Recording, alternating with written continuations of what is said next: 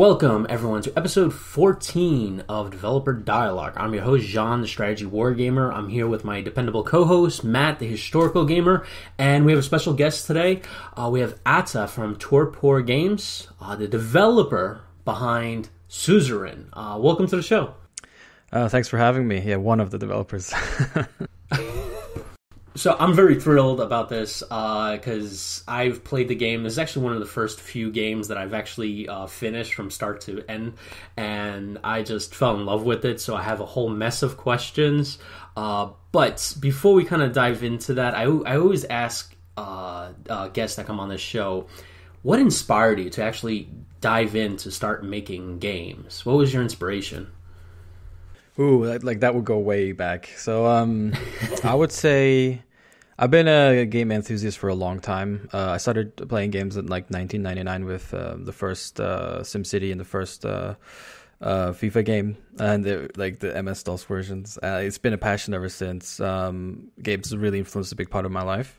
So after a while, whenever I started getting into modding with Suzerain 3, I really noticed that I really enjoy this whole environment of like having something and working on something, distributing it online, receiving feedback, iterating on it, and creating community on it. And like that's what we kind of achieved with the Black Ice mod back then. And I thought like, okay, this is a great combination. And it's kind of like turning my hobby into my passion.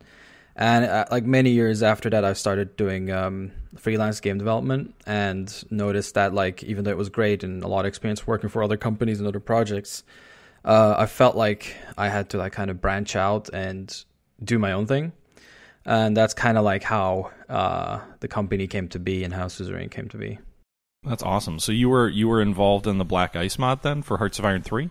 Yes. I was more of like I did some soft coding and some balancing, but I mainly did like some of the visuals, the community stuff, and testing, and all like a mix of a couple of things. And so is Suzerain the first game that you've been involved in development as opposed to the modding side, or have you worked on any other commercial games before?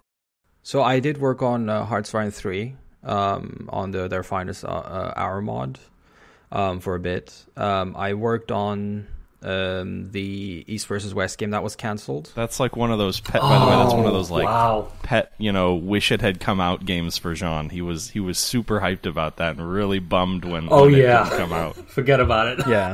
Yeah. It was a great project, and I worked on Terminal Conflict that came out on Steam. Worked a bit on Squad, the shooter, and a couple other smaller side projects. But Suzerain is my first own title that I have like total like freedom over, and it's kind of like it has more in me. Like that's the part about working for other companies. It's great to learn, and it's great to obviously take the baby steps there in any career. But it's something else to kind of finally branch out on your own and try to do things your way. Before we jump into Suzerain, and I know, John, you have a lot of questions, and I certainly do as well. If we were to meet on an elevator, and I was to ask you, what's Suzerain all about? What's your 30-second elevator pitch? I'm gonna go the non-traditional way. Suzerain is a political game that explains like what happens to all the political leaders in the world, and a game that dives deep into the psychology and perspective of political leaders that have so much influence over society from a very broad and near to neutral standpoint. It is a game about psychology, and it's a game about power and what that means. I'm going to have some follow-up questions on that. Because there's some interesting things in the way the game works, especially when you're talking about within your own party politics. But before we jump into that, John, any other questions from you before we get into the game? Well, I do have one. I'm kind of curious. Where did the inspiration behind the game come from? Like, was it just that you were sitting down one day and you were like, "Hey, this would be a great idea," or how did that come about? So Like, it's interesting. Okay, so I'm a German citizen, and I also have a Turkish background. So I'm a dual national. Lived a good chunk of my life in Turkey, but I was always susceptible to international culture. And thanks, like, obviously, with the rise of the internet age, the world has become smaller. We're interacting with each other more in different places of the world. So I feel connected to the world in a lot of senses. I think all of our generations of millennials and Gen Zs do. For us, it was, for me, it was an interesting experience spending most of my life in Turkey and seeing the transition of what happened in Turkey, basically. And I kind of analyzed that and how that affected me personally and take away the human element of it. Because the thing is, people like to connect things, they like to connect things with a straight line. So they say, I see this is X, I see this is Y. But the reality is everything is much more nuanced and grayer than it is. And I saw certain things in society. I'm like, okay, why don't we talk about why this happens? Like, there must be some reason of why these things are happening. There must be some underlying aspect. And why don't games talk more about serious themes that go into these topics like politics and stuff like that? So it kind of started from there. Like, there is no game that explains the psychological, the personal, the emotional side of rulership. And I experienced certain transitions in society, and I was like, okay, why do these transitions happen? Where do these people get these energies from? And what are the counter arguments? What are the pro arguments? It's making something nuanced from there, basically. And we took that, I took that idea, and I was like, okay, break it down. It's not about one place, right? Like, because if you look at history, if you look at broad perspective, every country goes through different times of transformations, of ups and downs, and development and regression and different ideals. And your point of view might change from every different perspective, but one thing is clear. There is a human element here. And the human element does not respect geography. Geography is like something else. A country is something else. These concepts are local. What we found is the human side, and we just doubled down on it. So we took it above our experiences, and we made it general, that it's applicable to the whole world and what we are as psychological beings. Hearing you talk about that, I think I can definitely see connections, as you would hope, right, between the game and kind of your mentality and the way you're talking about that. For those of you who are unaware, Suzerain is a political. I don't know, would you call it like a political role-playing game? I mean, essentially... Yeah, it is. It is a political role-playing game. It's a narrative role-playing game. It's like, right, so you're essentially a newly elected president in a country in the 1950s that is dealing with some turmoil, coming out of a period of some economic and political instability, coming out of a recent period of almost an elected dictatorship, at least in sort of the way the game is portraying it. And your job is to fulfill your mandate as the new president and help pull your country out of economic turmoil. But I think where the game really dives in, to your point, is that human element, right? Most games like this, where you're the head of a country, for example, like Victoria or something like that, often you're not one individual person. You kind of are like this, this all-knowing, all-seeing, almost godlike figure in a lot of these kind of games. And they become games about managing resources, about managing research, but they really don't touch on the human element. You never really have conversations in most games with your cabinet ministers, with your family. And this game really, that's the core of this game, is your interpersonal relationships with the members of your party, with the members of the opposition party, and very prominently with the members of your own family. And what does it mean to be a leader in a very unstable situation when you have kids, when you have a wife, when you've got all these day-to-day responsibilities, but then you also get to see how that impacts your family. And I think it does a really interesting job of asking some of those questions about, what does power do as well to you as an individual? Yeah, we definitely use those elements, because those elements also influence rulers in certain ways. In the game, we don't play it like too much of how much the family... I mean, we do have several elements that are really critical, but we don't go too brutal on your family suffers because of your XY decision. We do it like more like in a manageable session. We could have done it much worse. We could have done it much more brutally. But that's the thing. Like, there's no point in being extreme or brutal just for the sense of being like that. There needs to be a deep meaning. There needs to be a message there. There needs to be a consistent narrative around it. Like, we don't want to do stuff that's just like, there for shock value and stuff like that. And yeah, obviously, like the depth of the message is like, this is not a grand strategy simulation. This is not a win or lose strategy game. And we never really advertise it as such. Like, we never said this is going to be this game where, you put yourself into the tests because you need to win or lose. Like, just make choices, see where you end up being, and think about it. Because that's the whole point. Like, every place where you can end up being is potentially something that happened to some leader somewhere. And why? And how? And how did it come to it, And we're kind of simulating that experience just by your choices. And I got to admit, because I'm astonished with the decision system that you have in this game and how it branches out. I got to ask, because what I normally see is I would say every decision there's about like 3 to 4 choices, and then per every political meeting I would say there's probably like 5 or 6 decisions that I'm making, and last time I counted is probably like hundreds of conversations in the game. So I'm kind of curious, how many actual variations of the game can there be? Like, how many endpoints are there? Okay, so it actually varies a lot. So we have 9 main endings. So like 9 bespoke main endings that are available in the game.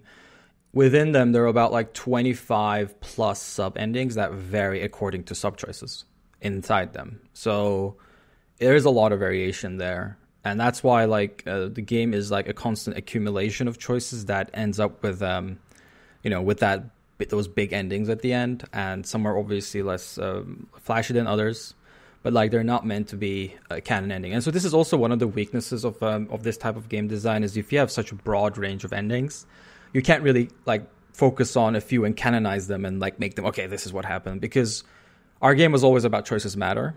And then we track all these choices you make. By the way, there are about I would say there are about 400 something decisions that matter in the game, like about 400. And if you count there are a lot of dialogue options that give you different like feedback from characters and whatever. I'm not counting those. I'm like actually changing backend, changing ideology, changing economy, changing relationship kind of choices are about 400, which is like insanely a lot and very hard to manage, because in this game you can actually execute different kind of political visions, which is one of the core design elements of the game. Like you can be a very nationalistic person that is like close, like, that is simulating that kind of experience, which is, a way of playing. You can be completely like, left-leaning and like completely on the other spectrum, and you can be somewhere in the middle. You can be a mix of a lot of things. You can be like, that's the point. Like, you can do a lot of things, and that freedom is very important in a political game, because we as developers, we always said like, we need to make something that allows you to accurately simulate and live through anybody's ideology nearly. Like, obviously there's a production limit. We can't write like anarcho-capitalist content. Like, it's very hard to, implement that into a story that branches off this much. I mean, but you can get like to some degree to a point of that in Anton's story. And it is a very important thing in political games to be able to do so, but it's very hard to execute in a story because everybody needs to react to your extreme choices. So there's a balancing act to be made there. But there are so many choices in this game that I don't think people really realize, because I see it and I'm like, how do we ever finish this game? That's why it took like 4 years in total to make. It was a huge effort for sure. Yeah, I mean, I think, the core of the game is obviously you get put into these different situations and then you make decisions. So it's essentially like a text-based political, decision-making game, but it's not just political, right? It's the interpersonal stuff, and that's the stuff I really find interesting. Your relationship with your driver, with your cabinet ministers, with the military, and so I could definitely see how you could go down a lot of different paths, right? Do you want to be more of a warmonger with Rumburg, the sort of antagonistic nation to your on your border? Do you want to align more with the sort of the Western capitalist type nations? Do you want to align more with the the nations that are clearly sort of based after the Soviet bloc. Again, it's a game set in the 1950s, so there's a lot of Cold War elements that are brought into it, and your country that you're leading is sort of in the middle of this, right? And so is it, I know you said it's every country sort of experiences things like this, but I see a lot of similarities, and you mentioned Turkey earlier. I've also, when I was streaming this, I had a lot of people who said this was based on Turkey. Would you say there's one sort of inspirational country like Turkey, or is it just taking pieces, right? Because I could see elements of Turkey, but there's probably also elements of Iran in there as well, or yeah, it is a lot of, I would say, I mean, obviously human beings are like sponges, right? Like we take information from everything. And it's really like inspiration or ideas are like, there are layers of it, right? There are direct inspirations, there are indirect inspirations, there are also subconscious inspirations. I would say the general inspiration is like, I would say developing nations. Like that is, I think, a key factor here because most of the world is developing, and it's very hard for governments and systems to establish and run, at least in an organized and manageable way, because society is dependent on so many different elements. And I think that's why like most of the world is not advanced, because it takes a lot of time, effort, and resources and all these things. We wanted to also tell that story a little bit because we feel like it's a story that would create empathy. Because it's something that the majority of the world is going through, and I think we lack empathy in this time of age, and we've always lacked empathy. But games are just one tool that can create that empathy. You could find elements, and so this is what happened whenever the game came out, and people started writing to us. So we had messages come from Chile, Argentina. We had messages come from Egypt. We had Iran. We had people from Africa write to us, from Ghana, from Zimbabwe. We had people from Romania say, "Oh, this is my country." We had people from Iran say, "This is my country." We had people all across, like Greek people were saying, "Oh, this is just like Greece." And then we had people from Asia saying, "This is just like the Philippines." Like that's the thing. People want to have a direct line. This is A, this is B, this is the direct correlation. But just like reality, it is much more complex than that. When we were making this game, we did not look to one country. We did not look at one concept, one thing.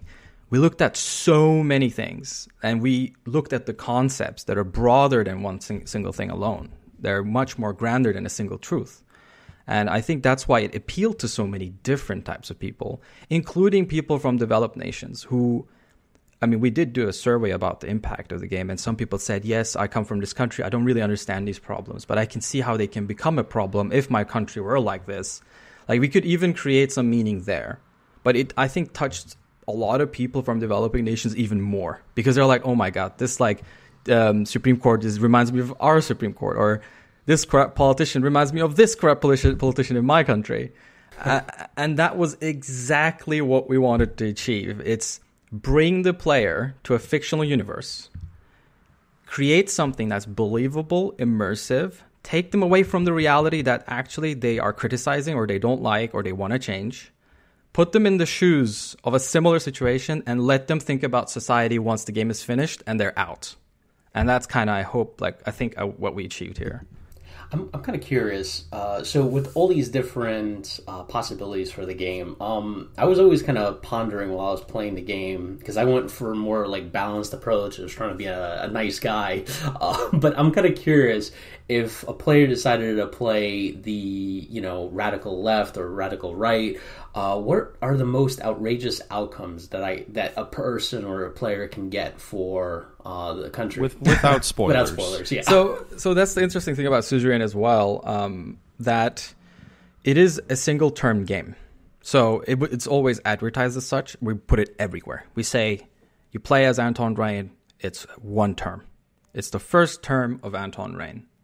So it is already about taking where a country is, understanding what this country is going through, and then either changing the direction to whatever way you want, or keeping steady to the direction of where it's going as a society and as a country. And you can do quite a lot of crazy things, in my opinion. So, I think one of the key things here is the presidential decrees, which are like a very powerful thing. Like you already have a lot of power as a president. It's a presidential republic where the president can veto. I mean, it has similarities to the U.S. system in some ways. Obviously, it's also comes from other inspirations. But for example, you can relocate teachers and doctors to rural areas if you have stronger decree powers, and that way you can like try to it helps with certain things, right? It helps with certain voter groups to attempt such a radical societal change. At the same time, you can open private prisons and start making money off of prisoners, and there are other educational. You can reform education. You can what? I didn't get that option.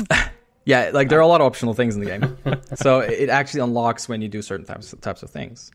And there are things like, for example, putting religion and like evolution and versus creation in education, making choices on stuff like that, funding the military or not, or are you going to invade your neighboring country, or are you going to like support a military operation at your neighbor that is hurting a minority, or are you going to suppress your own minority? Are you going to liberate your own minority? What are the ups and downs of both? Like, why are these things happening in the world? And like kind of like going deep with, by those choices, you create it's the simulation of the world, just in a story and choice matter.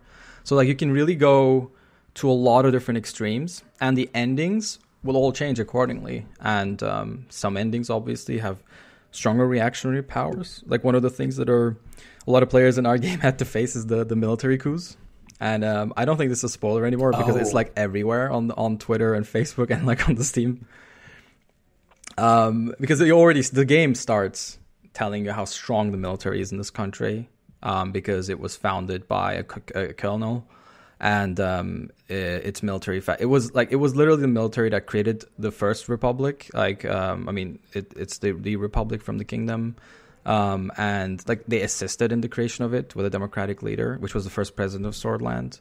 And after that, there was a coup right before the first election, where like the first proper election was going to be held after the formation of an enforced republic.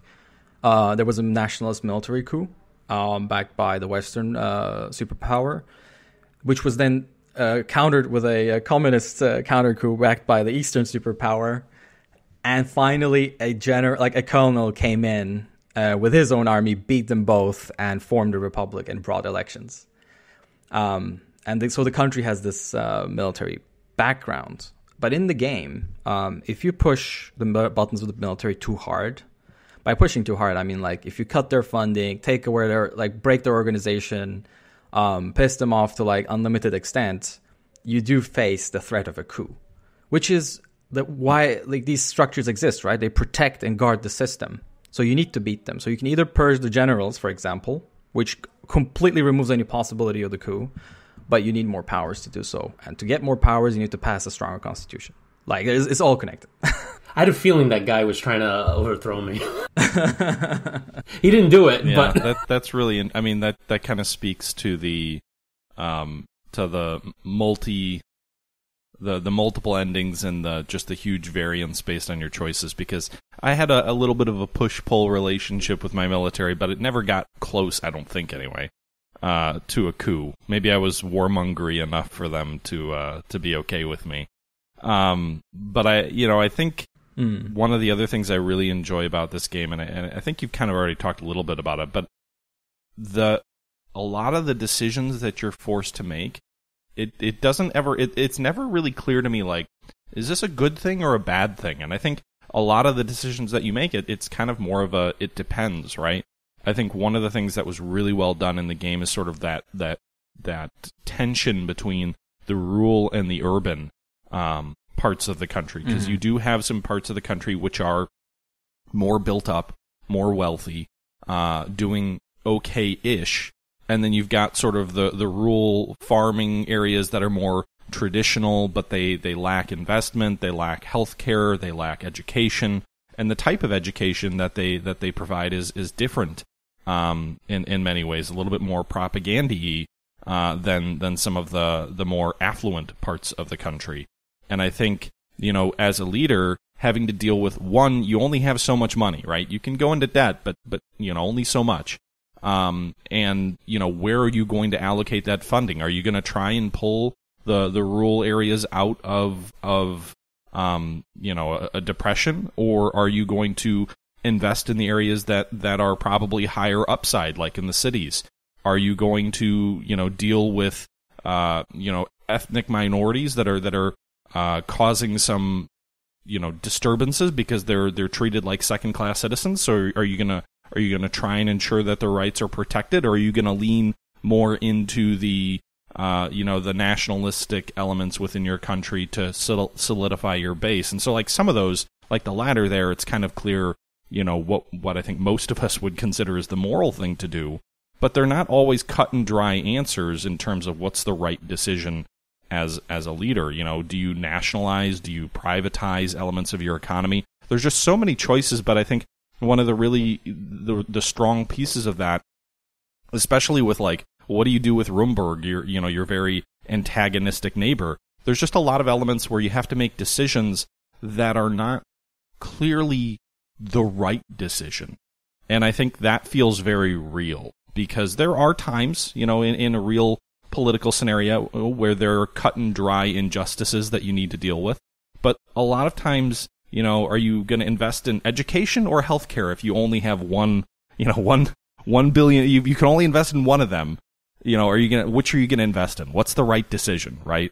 And I think those decisions really help the game come to life in a way that feels real.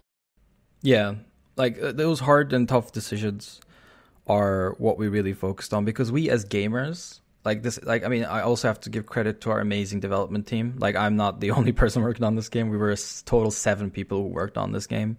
So shout out to all the awesome people at Torpor Games who made this happen. But I think the team always loved games about choices. Like, we always were big fans of RPGs. We were always inspired by games that made you sit and be like, okay, what do I pick here? Like, what do we do? And I think we really took that home. And in this game, we were like, okay, you have these tough choices. And these choices reflect sometimes the person you're role-playing as, and sometimes the pragmatic reality. And in this game, even though I don't agree to it, but there are a lot of things you can do in this game that I don't agree to.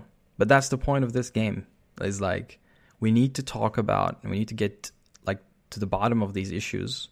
And I know this is entertainment first and education later, in my mind. But there is a deep message here, and with those tough choices, that's what we're trying to hit home. Just for example, you benefit from the voter groups of the nationalists slightly. There are more nationalists in the country than there are Bloodish people. So technically speaking, you benefit more from the nationalists politically if you would help them in the election, right? So there's stuff like these. And by the way, these represent real situations in our universe, in our world. This is why people make these choices that we morally disagree on, because there are real benefits. And sometimes, and actually most of the time, I would argue, it's harder to be the good person. It's harder to be the moral person. It requires more strength, willpower, and all the energy you can muster, especially in these very tight and serious situations that political leaders go through. And Suzerain represents this. It's always slightly easier to be corrupt. It's always slightly easier to kind of wink, wink, do the wrong thing. Why? Because that represents our sad reality. It represents our psychological flaws. There's less resistance, so it's easier. Yeah, I totally partnered with the media mogul to give me good press coverage. It's just 30 something percent of our player base took bribes. I mean, listen, I can't rule my country if I lose power. So, if you're going to help me stay in power, then I can help people. See, exactly. So I wish I could throw that guy in jail. Yeah, so just that concept alone, right? That's one of the great one of the great concepts is because you start with a lot of power, right? That's the cool thing about Anton's position is it's a very interesting position, because you're in a Big Tent party that has a very strong conservative base, right? And I think I don't have metrics, but I think a larger part of the gaming community is not majority conservative from a political standpoint. This is what at least this is the energy. This is complete anecdotal, obviously, but this is my understanding is the gaming crowd is a bit more liberal kind of like open-minded, more social democrats kind of feeling. I'm not sure, but this is the energy I'm getting.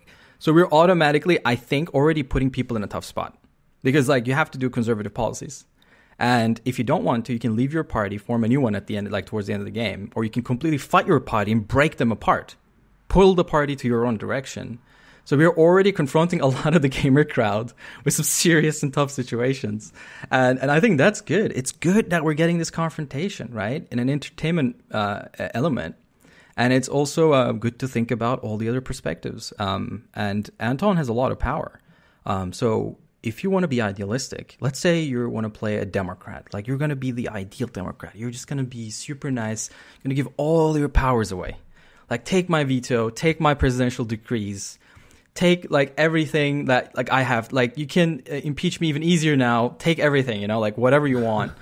And the game actively punishes you because if you piss off the wrong people. So like, for example, if you give away your veto, there is, let's say, a bill that suppresses the religious freedoms of the minority, and it comes in front of you.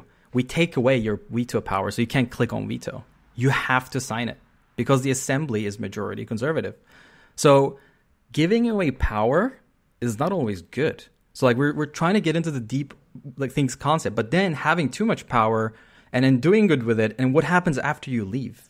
And that's why the first term concept of this game is very interesting, because it's mostly about which direction are you taking the society, and you imagining after all the changes we display for you, what actually would happen after. Like what were the changes that I created, and how did that create a new Swordland, a different Swordland in the 4, 10, 20 years ahead? And it's kind of like making you think about the societal changes you can create, even though obviously it's a game, but it's kind of like, getting to that point. Piggybacking off that, because you said this is a one-term game, I'm kind of curious, is it possible to, if I want to be like a radical and abolish the democracy and the elections and try to become a dictator, is that possible in this game? Technically, it would still be one term. It would just be one very long term. Yeah, so like the game ends at 1958, which is like Chapter 4's end. That doesn't change. But like, so you have emergency powers as a president. There's one path where you can declare the emergency, and you can maintain the emergency throughout the 4 years, and you can completely rig the elections and win. And like, just imagine a country that is under emergency for 4 years and rigs elections, and like there's like, somebody like democracy there has substantially weakened at that point. And Swordland's democracy is already weak. So it's actually just waiting to be shattered. It's very fragile. And that's how it represents like a lot of these countries. It's you can be dictatorial, and you can also go the other way. You can push for stronger powers and reforms, and like kind of do drastic changes. You can do drastic socialist and communist changes as well. You can join the Millennialist Pact, which is like the Eastern Bloc in our fictional universe, which is a bit. It's different types of. These are like variations of political ideologies we wrote, because they're still slightly different to real ideologies. There are similarities, but there are also differences. But you can join them. You can, as I said, make rule changes. You can push for welfare everywhere, have a strong state that provides welfare, and then like, make education much more equal. You can give rights to everyone. Like you can do all these things with more power, and some people will love you for it. But that's the thing. Like, what happens when you're gone? Like, with all that power, like what happens if, like, let's say you're playing a communist run, right? And you take all this power, and yeah, like you go through the end of the game. Maybe you did some wrong choices as well, so you lose the election. The power is there. And let's say the nationalist leader in our game, which is Kesaro Kibiner, he becomes president. He wins the election. And he has all that power now. And what is he going to do? Yeah. So, like, and it goes both ways, right? You can do the opposite. You can do like in many different combinations, the simulation, and kind of think about what happens. Yeah, I think, you really get that sense of, if you care what happens once you're no longer in power, what precedents are you setting, and what tools are you giving to the next person, who may not share your own political ideology. One of the other things I think is really interesting is your own relationship within your party, and you're kind of alluding to it, but there's a lot of times where you're given options to cooperate with opposition parties. That may not always be a smart thing to do. And so, sometimes you have to work with the opposition in the game to get certain things passed or to get things through the Supreme Court or whatnot. But I think there's a fine line there between, if you will, for lack of a better term, bipartisanship and undermining your own position with your own party and with your own electorate and with your own power base. That feels very real. Yeah. Like Weiss actually talked. They had an article on Suzerain, and they talked about like why Unity is a lie. That was like one of their taglines. And Suzerain taught me why Unity is a lie. I mean, it's different for everyone, right? The game is an experience that changes, so it's really hard to say like this is the truth of the game. That's the truth of the game. It's a very dynamic game. That's the point. Obviously, we put like faces to these concepts, and that really helps. And the opposition figures are one of these faces. And let me tell you, whenever we designed the more democratic reforms path, so this is like, because as whenever you do game design on a narrative game, you really have to like hone down on the concepts. And I was like, okay. So, if we're going to do the democratic reforms path, we need to challenge the player. So this player is idealistic, right? Let's make it difficult. Let's make it really hard to be idealistic. And like we put like all these challenges. It's still possible to be idealistic and get your stuff through. It's just slightly more difficult. And these parties, these opposition parties, can take the glory away from you. Because if you don't like win over their base as good as they do, then they have it and they can win re-election. But yeah, like to one of the points that was previously mentioned, like these 40 plus, I think we were 50 plus characters, is what makes this experience approachable. Is what makes this experience human. It's what makes this real. Not just politics. It's about people. And I think that's another thing about political concepts is like we never think about politics. We just think beyond people, but it's all about people. And these characters, they represent their own view, and they're kind of like all the people you meet in real life and like online who have their own opinions and who say it to you, and you're just there listening as Anton. Yeah, it's like I gave this speech at a funeral when a political opposition member was killed, and it's this big idealistic like Aaron Sorkin type West Wing unifying speech, and then like 2 days later the opposition and the radical right and left are bombing and killing each other in the streets, and I'm like, oh well, that didn't work. Nobody, you mean you didn't fundamentally change your beliefs based on my my great speech, huh?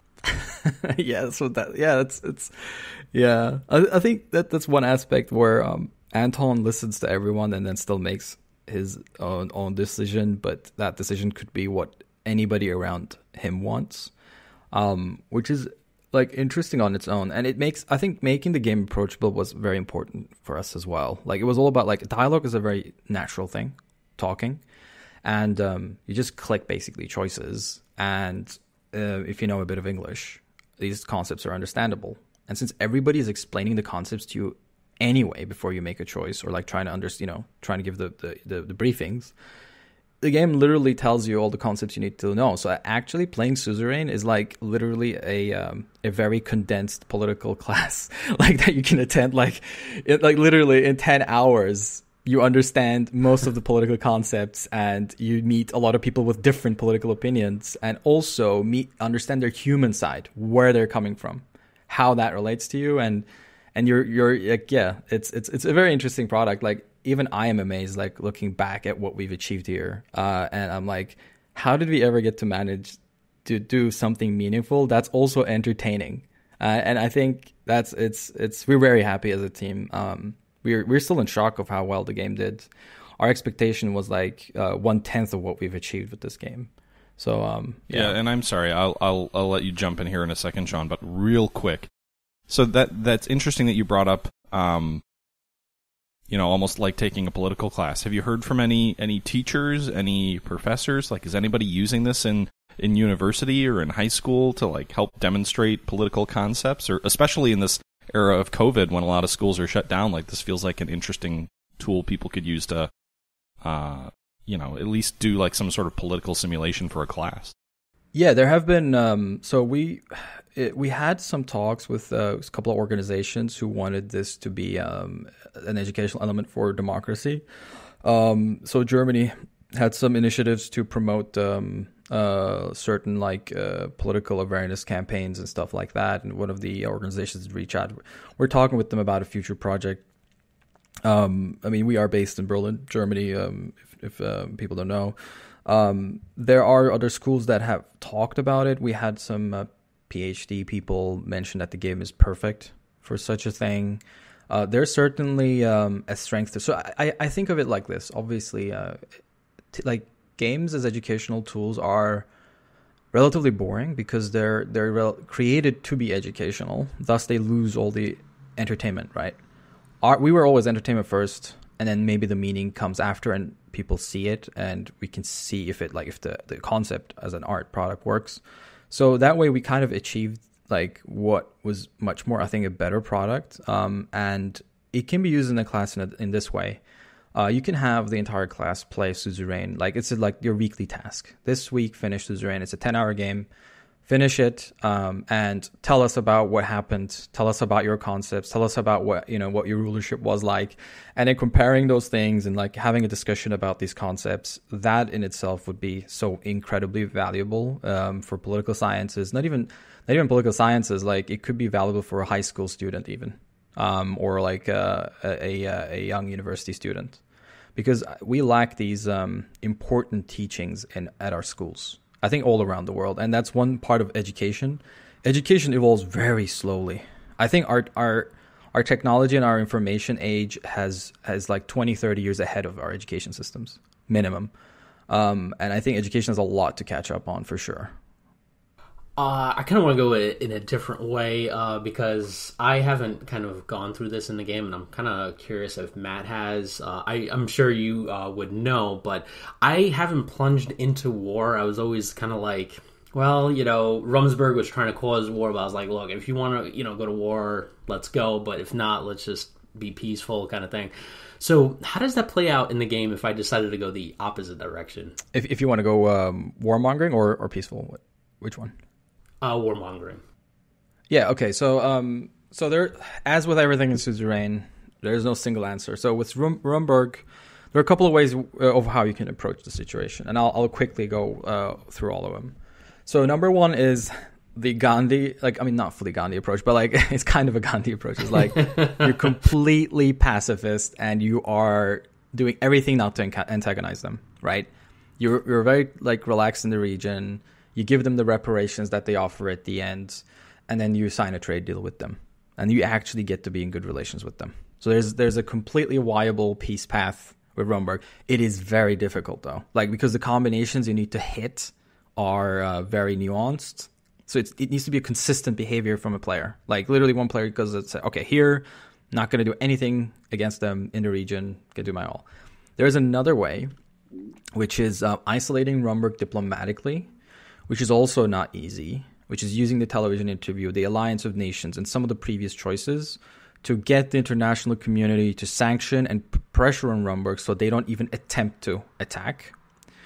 And the other way is to beef your military, build military industries, have an okay economy, and pick a decisive doctrine, and then fight with them and choose the right strategies and the right allies if you have allies, and the strategies of your allies, and the amount. I would say there's 25 or 20, to 30 conditions we're checking there, and divided into two-phased battle plans where you can succeed in phase 1, fail in phase 2, fail in phase 1, and completely fail. And when you succeed in both, you can win the war. So it is actually a whole war simulation at the background that we added there, which is a bit too much for this game's concept. But so you can actually fight and win, fight and lose, or wait for them to attack you and then do the fight. So there's 4 different ways of Rumberg. And not fight at all, yeah. Do the country borders change, or can you see the way the war is progressing on the map? No. So that's one thing where we draw the line. Because at that point, you're entering war sim territory. And like with Suzerain, it's all about like we do everything until like we enter the territory of like, okay, this is another game now. Like, you know, and for us, like the war is at the very end of the game, and it results at the very end of the game, and then the game ends with an epilogue, right? So we cut it there because if we go down that line, we are literally going outside of the concept of the product, right? Like we already do much more than a story game would when it comes to war. If we do map changes, if we do accurate logistic simulation, if we do like this is just beyond the concept of the game. It is something that I don't think would be there because you can go that deep with any direction of this game. With any direction, you could go to the same amount of depth. And if we say we're going to go down to the depth, to that depth at war, we're saying this is primarily a war-focused game. Yeah, I had a lot of people who like were convinced you couldn't win the war. So I steered clear. I went with the diplomatic route. I joined NATO, and then we had kind of an interesting like UN moment where we isolated them, and eventually I think we ended up getting sanctions on them. But we never actually came to blows. So yeah, it's good. War. I think war is not that good. Is my argument, and especially if you're Swordland. Like it's kind of like think about it. It's kind of like a small developing nation fighting like the Soviet Union or something.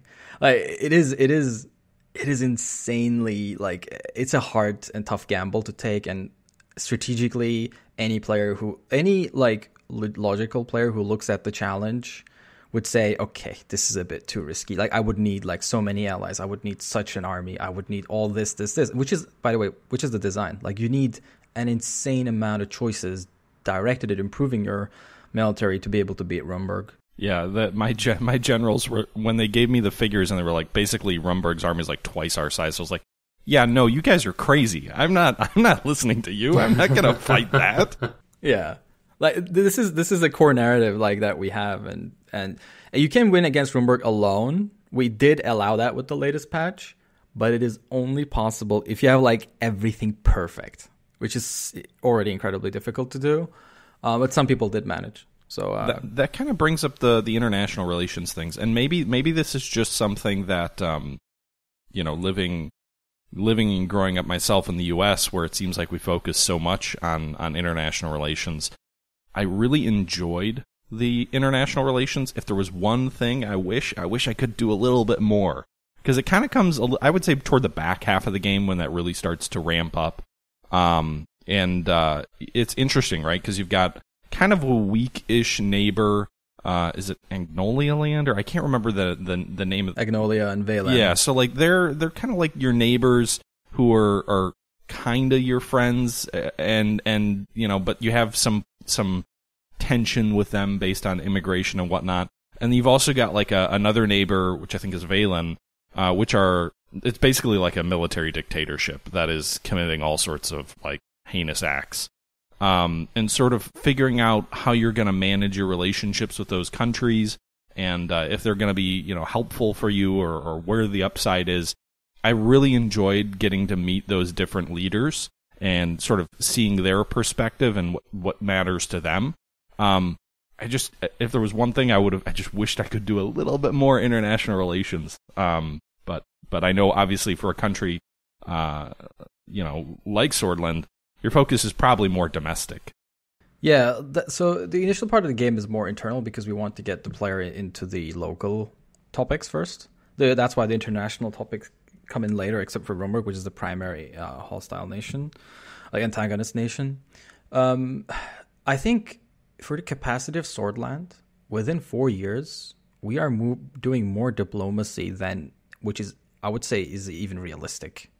Like, and the reason why I'm saying this is like within 4 years, you can sign like massive deals with these big regional nations, and then even join a power block.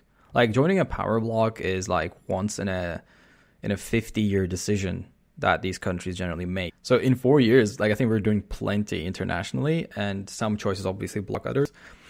Like the world of Suzerain is something that's actually bigger than this. We did go into detail with this. Obviously, there are more nations, there are more continents, there are other things that we want to expand on. Hopefully in the future, we'll see what happens. But there is more potential there. I see what you're saying, and I do agree that it would be nice to have even different figures to talk about and talk to, and even more different countries with different concepts and potentials there. But I think for what the focus of the game is, and for plausibility's sake, I think like joining a superpower pact, signing a regional alliance or trade deal, and then signing 2 other big trade deals with your neighboring countries is quite a lot for Switzerland already.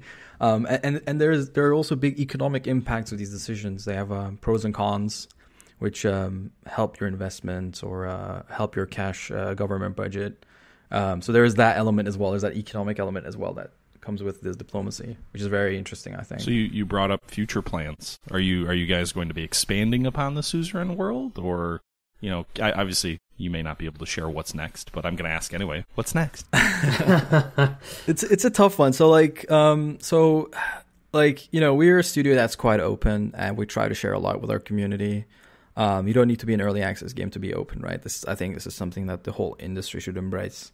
We have monthly reports where we share monthly broadcasts where we share what we're doing, what's next, and all that stuff. There's going to be one soon. But before going into that, I think one thing I can easily say is that our team loves this universe. We spent 4 years making this universe. And I think people universally love this universe. Like all the players we had, I doubt that I still didn't see like a lot of any big negative comments about the universe.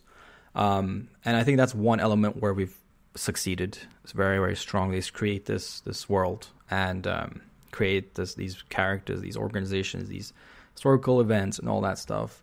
And we definitely don't want to let this go. Like this is something we've, I think, succeeded very well in. Going forward, there are a lot of things to discuss and for us to figure out. But I think the idea is we need to be able to have more people play Suzerain, I think, because right now we're only on PC or Mac, and there are a lot of avenues of playing games. So maybe we should kind of look towards that, and we're kind of like doing some stuff as a studio to look into that stuff. As for like bigger stuff in the future, that's up in the air. Like we have nothing to share right now. That was going to actually be one of my questions, because I noticed you guys did it for the game for Mac, which I'm very appreciative for. Out of the 3 co-hosts, I'm the only one on the Mac. But you were mentioning other platforms, so mobile. I'm a huge mobile gamer, so I'm kind of curious, like, would this work on a mobile device, like whether like an iPhone or iPad? It would. I think it actually would do so very well too, in my opinion. Like, have you ever played 80 Days?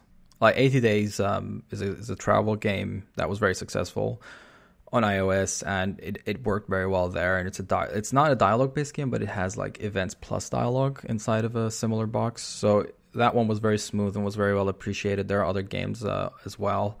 It's definitely something that like I think makes sense, and also obviously making Suzerain did cost a significant amount of money. We took investment, and we recouped our investments like beginning of this month. So we actually paid back our investment. But that's the problem of indie game development.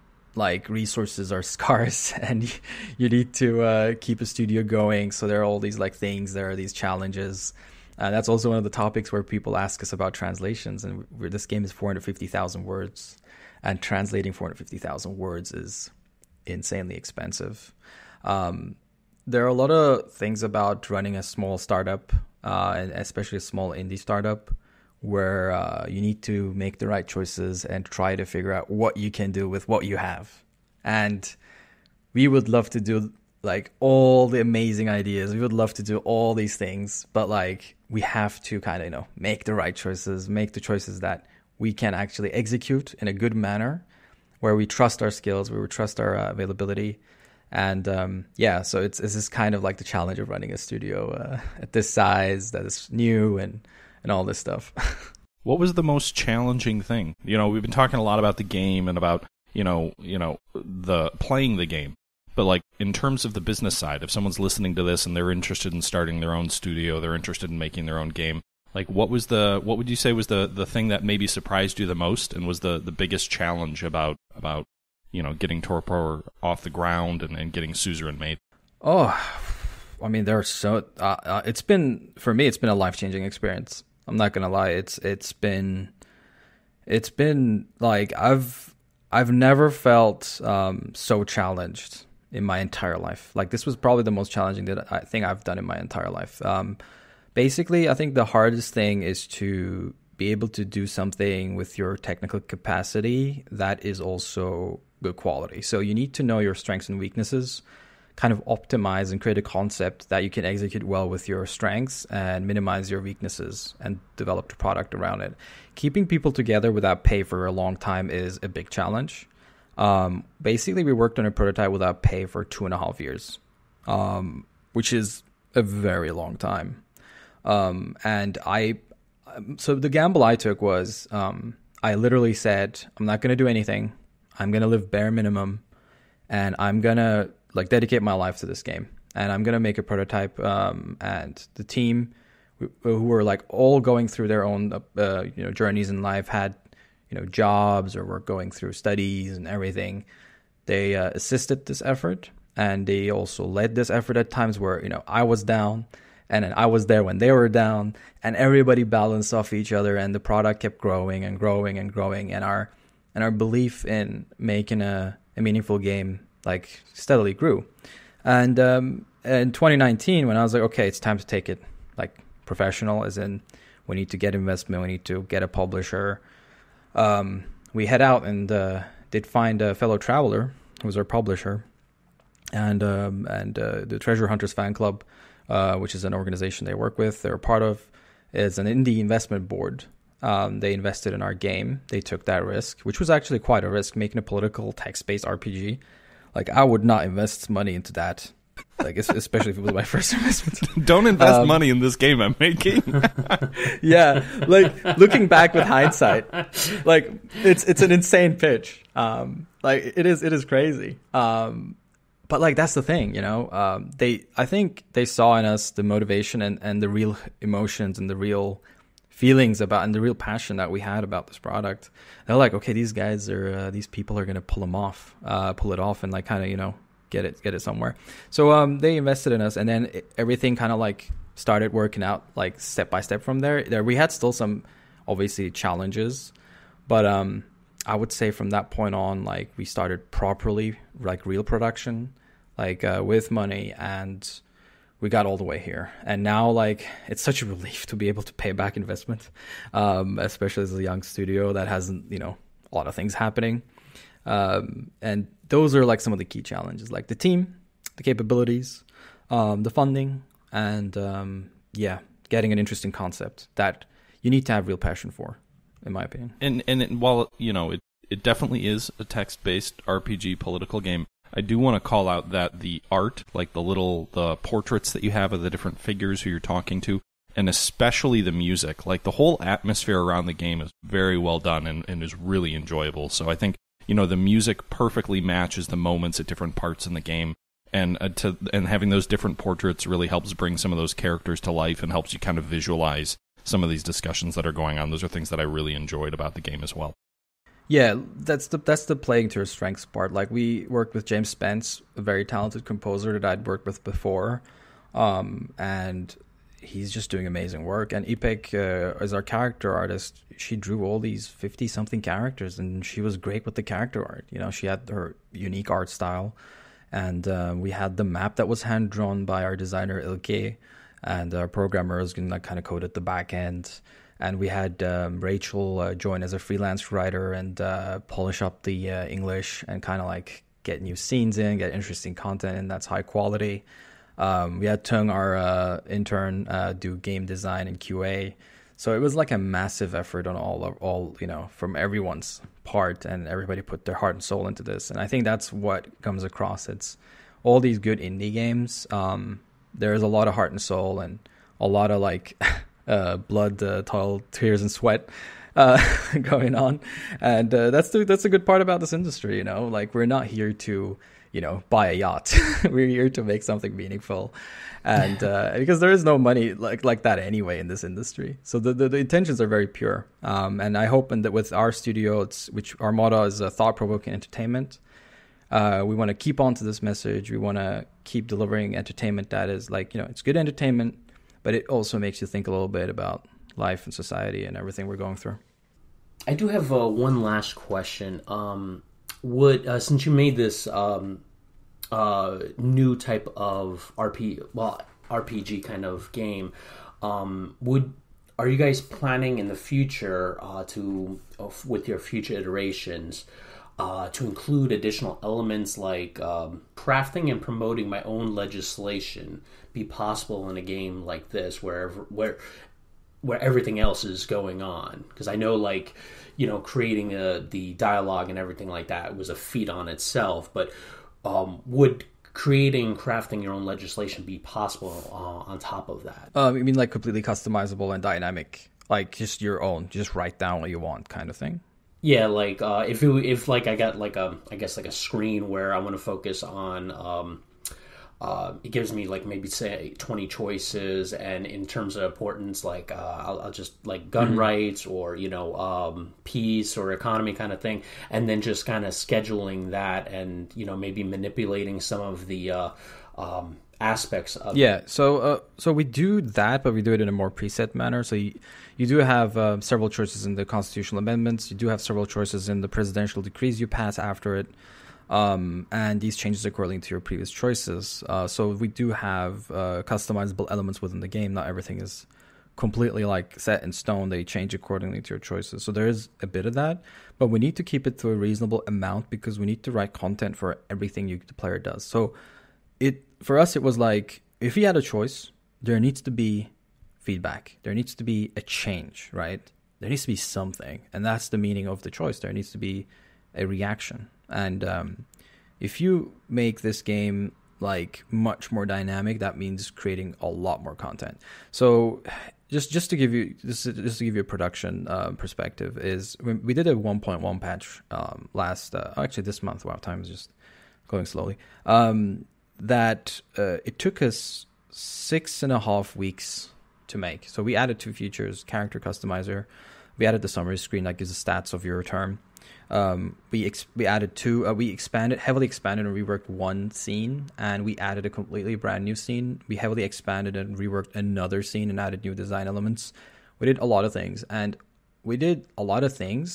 but there are about 90. I think there are 80 plus conversations in the game, dialogues in the game, and it took us I would say 6.5 weeks to add I would say, if you would consider the reworks, 4.